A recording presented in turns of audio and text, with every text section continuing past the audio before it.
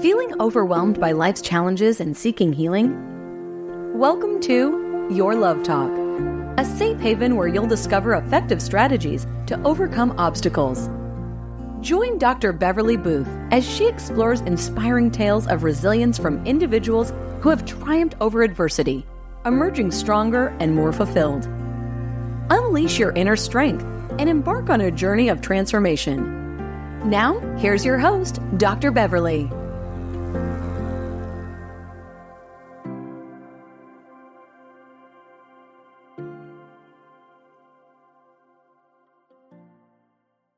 I am so pleased to welcome Adrienne Essiaw, who is the owner and operator of her IT and financial management consulting firm. Adrienne shares her inspiring journey from overcoming debt to becoming a financial investor. Passionate about financial literacy, Adrienne is dedicated to empowering individuals, particularly women, to take charge of their financial futures. This passion led her to create an introductory investing course designed to build confidence and knowledge for women of all backgrounds. Listen to Adrienne as she provides valuable insights on overcoming fear and stepping into the world of investing with confidence. Hello, Adrienne. Welcome to Your Love Talk. Thank you for having me. It is so great having you today. Probably last year around this time, I actually met with you and you did a training for me so I can understand how to better invest my resources. And it was so helpful to have a better understanding of investing in stocks. So thank you for that. Absolutely. Thank you for taking the course and willing participant. Great. So what I wanted to do, I wanted you to be here because, especially as we are now in a new year, I wanted my listening audience just to have a better understanding of how to better invest their resources and to really look at having a better financial outlook for 2025. And so I wanted you to share a little bit about what you do and just sort of share a little bit about, how you got to being an investment coach. Yeah, absolutely. So my background is in finance and accounting. I have a passion for teaching investing in the stock market, though. That's ultimately my goal. What I realized was going to college and studying finance and accounting, it didn't necessarily prepare me to have financial literacy, to be financially literate. So I started learning this about 10 years ago, learning about stocks, how the stock market works. And then eventually by investing, I saw what the difference of putting your money in savings versus investing in the stock market, what it can do when you have those kind of returns. And I've just been passionate about teaching those around me about investing, especially women in particular. But yeah, just everyone around me. I know not everyone has access to like the same resources. So sometimes it's hard to understand investing. Some people think that it takes a lot of money to invest. And there's a lot of things that aren't true. Like you don't have to have a lot of money to invest and get started. So I just want to share the knowledge that I've acquired over the past 10 years with those around me. Definitely started with my family, but now just trying to reach other people and help those along the way. That's exciting. Now, I know for a lot of people just listening to you talking about stocks and investing can be really intimidating. Yes. So how did you get to that place where you said, you know what, this is something that I need to do and I need to share this with other people? Yeah. So when I was in my 20s, I was traveling, eating out, hanging out with my friends. And I kind of had a moment where I had to come to the truth about my finances. The job I was working was not going to cut it. I had student loans to pay off and I was like living this fun life and it's great. Like in your 20s to be having all this fun. It's wonderful. Mm-hmm. However, I had debt that needed to be paid off. And I realized like my salary was not going to be able to cover this. So I needed to think of ways to make money outside of just my 9-to-5 job. And so I started just being disciplined for a year. I cut off traveling, I cut off eating out. I was shopping grocery store, $40 a week at Aldi, just cutting expenses everywhere I could to just stack as much money as I could to pay down my debt, student loans, credit cards, and then start investing. So it took a lot of discipline, but that like 1 year of just completely being disciplined and not overindulging really helped to set me up to get to where I am now. That's amazing. So, but what was the light bulb moment for you that just made you decide that, you know what, I can't keep spending money the way I'm spending? Yeah, I looked at my credit card statement. Okay. I looked at my credit card statement and I was young. I had just moved out of the house from my parents. And I realized that I'm responsible for all of these expenses. There's no assistance anymore. This is my responsibility. So I realized I was looking at what I was spending versus what I was bringing in, and there was no way for it to match. Like I was overspending compared to what I was bringing in. And it didn't make sense. Long term, it wasn't going to work out. That makes a lot of sense. How did you get to that place, though, where you decided that stocks and investing was the way to go? Well, actually, what you did first was decided to just pay off your debt. So what made you get to that place where you decided, okay, you know what, I'm going to learn about this and this is how I'm going to do it? It was seeing other people honestly making money from having stocks, trading stocks. Ultimately, I saw that they were making money outside of their 9 to 5. And like what I'm used to is like, okay, you work hard, you put in the hours, you bring home a paycheck, you save money, but you can make money outside of that. So like kind of shifting that mindset, that's how I grew up. So shifting that mindset is very difficult, but I was fortunate to have a team lead on one of my projects when I first started working. He was into stocks, but he told me about this program called like Acorns. It's an application actually that you can download, but it rounds up your expenses. So if I take my debit card and I purchase, I don't know, a candy bar for $3.40, it rounds up your purchase to $4. So the 60 cents that it rounded up to would be used to invest in the stock market. Ah, So it does that for you. And then you can set up a reoccurring payment amount to invest each month. And I think I did like something small, like $30 a month. That's what I could do at the time. oh, that's a great idea. Yeah. So it's something where it's like you're not watching the investment. You're not Right. actively going into the account and saying, okay, this month I want to do this amount. This month I want to do this amount, because it's very easy to be like, okay, this month I don't think I'm going to invest. I don't think I have it. Mhm. So it's kind of just like automatic investing, and it rounds up small purchases on your debit card, things that you don't even think about. That's a great idea. Then how long did it take for you to pay off some of the debts that you were racking up? Yeah, so I buckled down for a year, paid off my student loans, credit card that year, and started investing in 1 year. Oh my goodness. Wow.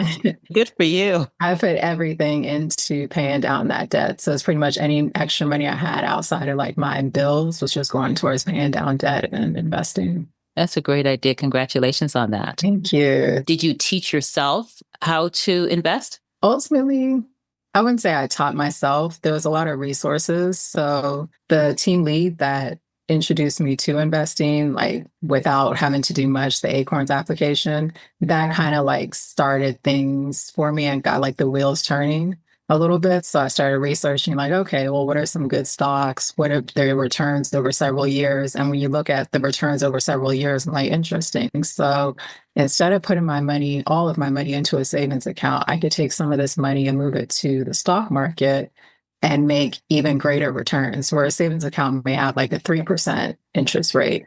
But stock market, the S&P 500, I'll take, for instance, a fund that follows the largest 500 companies in the US. The average return on that is 10%.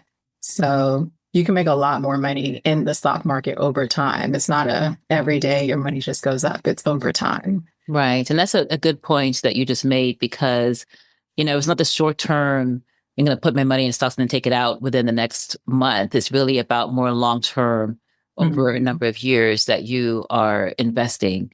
Right. Right. Great. So what were you told about monies growing up? So growing up, I grew up in a working class family. My parents came from Ghana and they worked their behinds off to provide for us. And we were basically taught that you work hard, you work several hours to make a lot of money, and you save your money and try to stay out of credit card debt. And that was like the foundation. And my parents, they taught us what they knew. They didn't know anything about the stock market at the time. So we didn't have that understanding until much later in life. Okay. So they were actually good though with not overspending. Is that what I'm hearing? Because they believe in credit cards. So they did believe in credit cards, but they did believe in credit cards. Yes.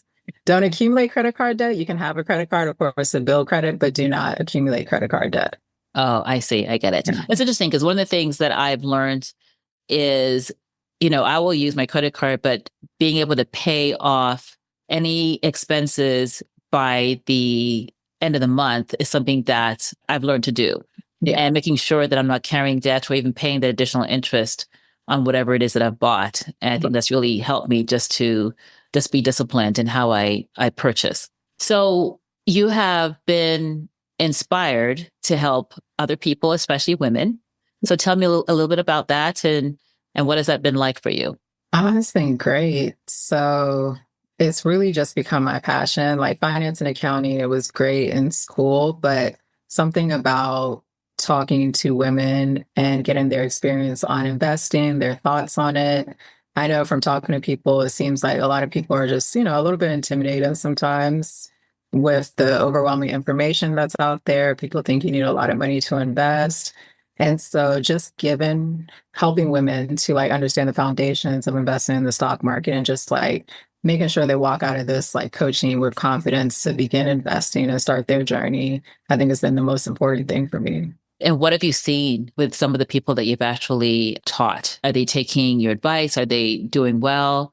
Yeah, I mean, I'm by no means a financial advisor, but just based off of the course and like the individual teaching on foundations of the stock market, like what to look for when you're selecting stocks and then tying that in with their financial goals, I've seen a lot of people come back with just confidence. Honestly, like confidence is the main thing to make these investment decisions. So there's a young lady that I was coaching. She's in my church small group, and I was teaching her the course, and she didn't understand how stocks work to begin with. She knew about different companies and she used different products. And I was asking her, use Amazon every week. Have you ever considered owning part of Amazon? And that's really what stocks are, is like you own part of this company. Yeah. So she felt empowered. It's like, okay, I spend all this money every week at Amazon. I'm going to own some Amazon shares as well. When they're performing well and they're doing well, I make money as well. So she's like confident in her investing. She's looking at more companies. Like, what other products do I use a lot? And what can I invest in? That's a great idea. And Amazon is a perfect example because I remember during the pandemic, seeing all these Amazon packages come. And I was like, wow. I was like, I need to have some stocks in Amazon. So I'm glad that I was able to do that. Yep. So, and that's a good point for people to understand, especially whether it's restaurants or wherever it is, wherever you shop. It's so important to be able to invest in stocks and be able to understand that don't be just a consumer, but also be an owner. Exactly. So the pandemic has been a difficult time for many people, and the economy, especially nationally and even across the world, has been a struggle for a lot of people. So what advice would you give people who are worried about how to financially manage better in the new year and to move into investing? Yeah, the only thing I could say is to start investing. It's scary when, of course, you think about the economy and the way, like the times that we're in, but you're worse off for not investing versus investing what you can and what you have to invest now. Like 10 years from now, if you start investing now, 10 years from now, you'll be much better off. And it's difficult, and it's by no means is it like fun to cut costs and all that. But there's some things that we purchase that aren't necessary. Like there's subscriptions we have. There are ways to cut costs in your life, and you can apply that money to the stock market. You don't need to buy like full shares. There's some stocks that's like $400 and more. You can buy partial shares. You can just do little things to start. And that's the most important thing, is just to begin investing. I like that. So you just mentioned one strategy is to just start off small. Yes. And you said that they can maybe whatever let's say it's lunch money or whatever it is that you're spending on, to be able to maybe not spend on that and then to put it in an investment account instead.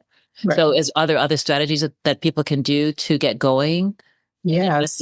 Absolutely. So there's that app that I was talking about, Acorns. If you want to tie it to your debit card, whenever you purchase anything with that debit card, it's going to round it up and invest that extra money into the stock market. And you can have it pull a certain amount each month from your checking account. So you can start small. It could be $20, anything you want to really. And it'll pull it into the stock market, and it buys funds. So that's not one individual stock. It's going to be a fund that has several stocks in it.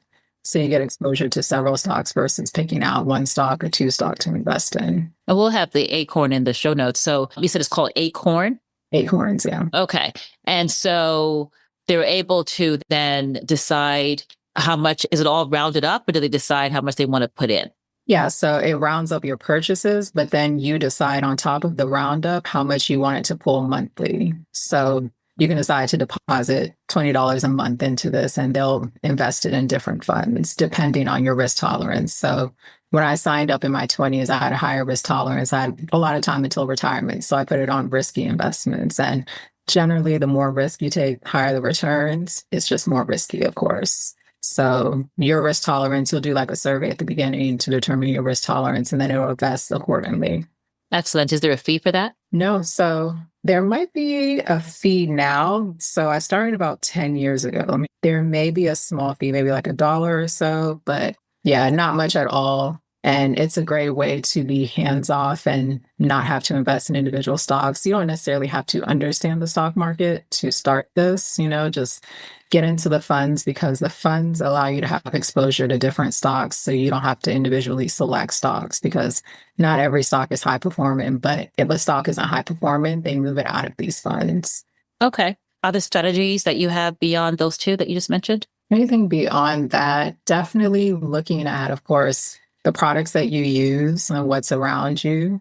So I noticed that there's a lot of data centers around me. So the way I think about investing in stocks is what's going on around me, what's becoming popular, what are people getting into.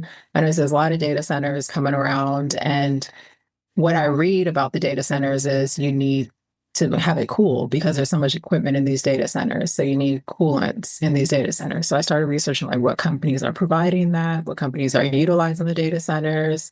So a company like Microsoft, like they of course utilize the data centers. They use chips in the data centers. So like NVIDIA, AMD, different companies like that. And they need to cool the data centers. So there's companies that do that as well. Okay. That's a great idea.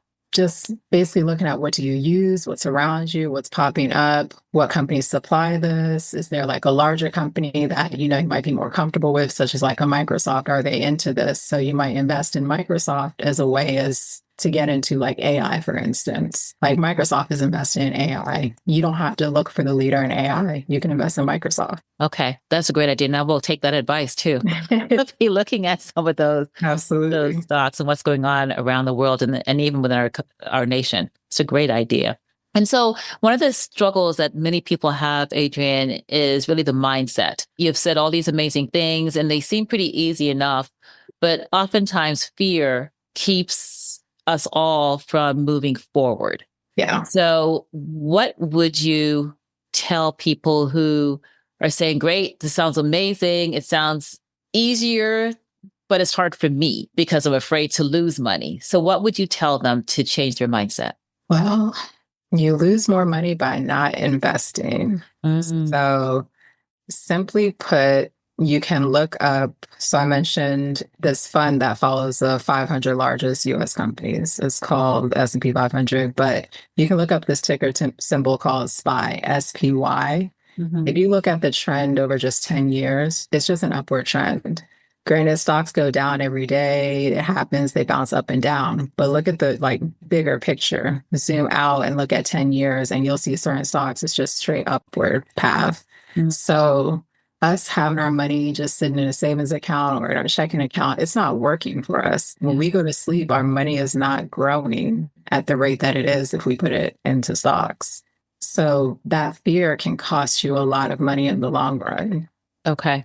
That makes a lot of sense. And for those then who are nervous to do it on their own, I mean, you sound very knowledgeable. Obviously, you've been doing this yourself. You've been teaching others. So those who are saying, you know what, I don't know if I can do this by myself. What do you recommend? Definitely starting to educate yourself. So of course, you don't have to do it by yourself. There's a lot of resources out there. You can start with YouTube videos just to get familiarize yourself with the stock market. And of course, reach out to people who can assist. So when it comes to investing in specific stocks or developing your investment style, I would definitely reach out to financial advisors. There's financial advisors that offer their services and don't make you pay for them. So it's free, essentially. They help you to manage your money and develop a plan for making sure that you are where you want to be for retirement or however many years from now. If you have a certain goal in mind, they help you to reach that. So definitely get with a financial advisor, I would say, just to like put things into perspective.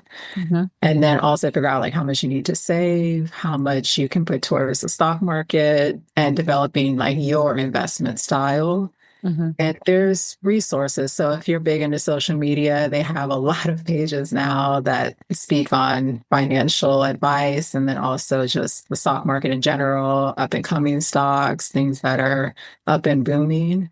But yeah, you can always reach out. I'm available, like happy to like talk to people about this. I talk to my family, my friends, it's all I talk about. So I think at this point, my family is over it. Every family function, that's all I'm discussing. But yeah, it's like, it's very easy to start. It's overwhelming. And I think from when you look from the outside, stocks just seems complicated, but it is absolutely easy for anyone at any level of knowledge to start investing. Okay, wonderful. Any obstacles that you've experienced as an investor that people should look out for?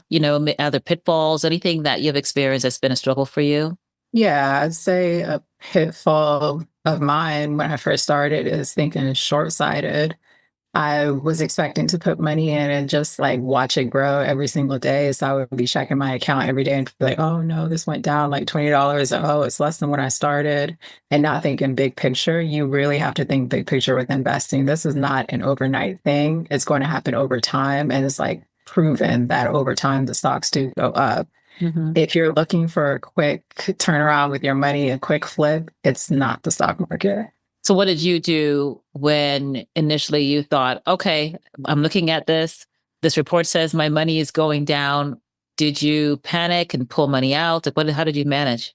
Yeah. So the first thing I did, I had Acorns, but when I started investing in individual stocks on my own, I absolutely sold stocks when I saw them going down. Like I would sell when they go down instead of buying. And you're supposed to buy when it's low, sell when it's high. I was doing the opposite. Seeing it low scared me. So I was like, oh, let me pull my money out, let me pull my money out, and then I'll eventually get back into something else. But I ended up pulling my money out when it went low, and then it ran up and I was buying it at the high. It doesn't make sense. It's the opposite. When it's low, buy in, that's a discount. Yeah. And that's such an important thing that you just said, because it's easy to panic when you see, your money that you put in going down Yeah. and you don't know if it's going to go up. So in that moment you can sell, but you're absolutely right. You have to sort of just wait and think of it more of as a long-term investment, and then you buy low. Yes. And it's also a reason why you don't want to put money that you need. Like if it's immediate money like you need for bills and stuff, do not put that into the stock market. Mm-hmm. It should be money that, you plan to keep there for 5 to 10 years or even longer. Okay. And that's important. So this is outside of retirement as well. This is more investment, personal investment for yourself. Absolutely. And I treat the retirement account the same way. So I used to have someone manage my retirement account. I don't do that anymore. I manage it myself now, but it's the same thing. It's all for long term. Okay. So how many accounts do you usually recommend people have? To start, only 2, I would say, is necessary. If you want to start in stocks, you can have your brokerage accounts. So that could be E-Trade, Fidelity. There's so many different brokerage accounts that you can use. Pick one that you like the interface for, and you can use that to buy your individual stocks and your ETFs. Okay. And then, of course, your retirement fund, wherever that's located. So then you would recommend that all these should be done, or both these things should be done after your debt is paid, or your major debt? Initially, that's what I did. Mm-hmm. Looking back, I wish I hadn't done that. So when I was paying off my debt, I was so focused on paying off my debt. One of my friends told me about Bitcoin. It was $3,000. I was like, absolutely not. I'm paying off my debt. I'm very focused on meeting this goal of mine and paying off all my debt. And then I'll look at Bitcoin later. So paid off all my debt, wasn't focused on Bitcoin. It was $3,000 when he told me about it. Bitcoin today sits at over, I believe, $103,000 for Bitcoin. So I think there's something to be said about doing both. Definitely like pay down as much debt as you can, but also try to like put a little bit aside to invest as well. Again, you mentioned people can also talk to a financial advisor so they can actually get a good idea of how they should proceed and what's probably best for them. Every case is different, and a financial advisor will be able to look at your actual financials and give you a better idea of like what you need to do to meet your goals. Okay. And are there any words of affirmation to keep you motivated, especially when there's changes in the market, when there is a new administration, whatever it is going to keep you focused in a challenging economy? I wouldn't say necessarily words of affirmation, but the one word that I keep at the forefront is consistency. So I used to play basketball and I was terrible when I started, and then I got better over time. And like every year I just kept getting better. Mm-hmm. But the only reason why I got better each year is because I was putting in the effort, I was practicing and being consistent about my craft. And it's the same thing when it comes to investing. And even like when you're looking forward, regardless of like what the administration is and all these other factors, if you're consistent with investing over time, you're going to reap the benefits. It's something you have to keep at though. And if you get down with it, I always look back to my why. So like, why am I doing this? What is the purpose of this? It's for me, it's for my family, and so I can reclaim my time. I like that. It's for your family and to reclaim your time. And I like that because what you're saying is even when you're investing in stocks, it's passive income as well for you. So you can actually sleep while you're making money. Exactly. And although you do work a regular 9-to-5 job, I'm assuming still, but still beyond that, you realize that that's not going to be enough to get you to where you want to be financially. And so having this as another option is something that's really good for people to understand.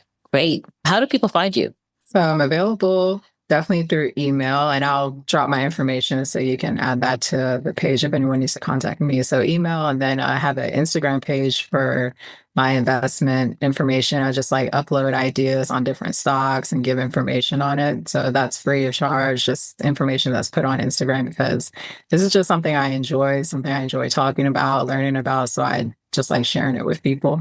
Wonderful. And what about your course? And the course is available. If you email me and just let me know you're interested, we can definitely set you up on the Intro to Investing course and just get you started. Okay, wonderful.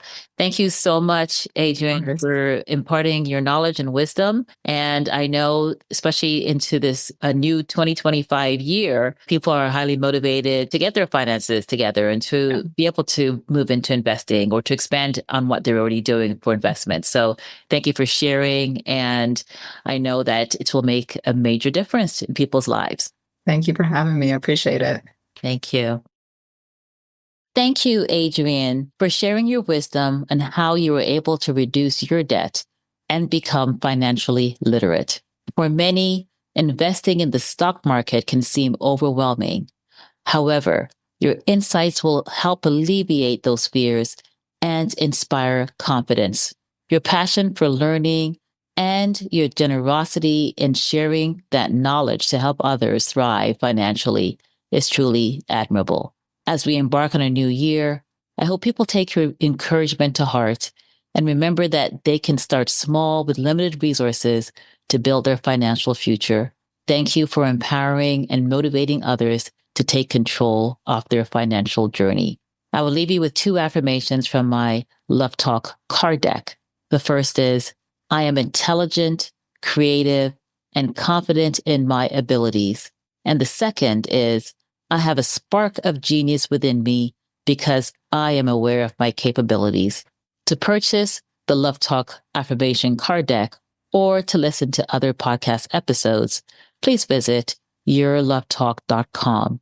You can also follow me on Instagram at Dr. Beverly Boothe. If you have enjoyed this episode, please remember to like, subscribe, and share it with your family and friends. Thank you for tuning into this episode today. This is Dr. Beverly from Your Love Talk. Blessings. Thank you for tuning in to this episode of Your Love Talk. Remember, you're never alone in your struggles. Take the time to affirm yourself daily as an act of love to yourself. And know that this podcast is here to offer genuine support and guidance whenever you need it. For more insightful and transformative discussions, visit yourlovetalk.com to explore additional episodes. Take the next step forward with courage, knowing you can overcome any challenge. That's all for today. Until next time.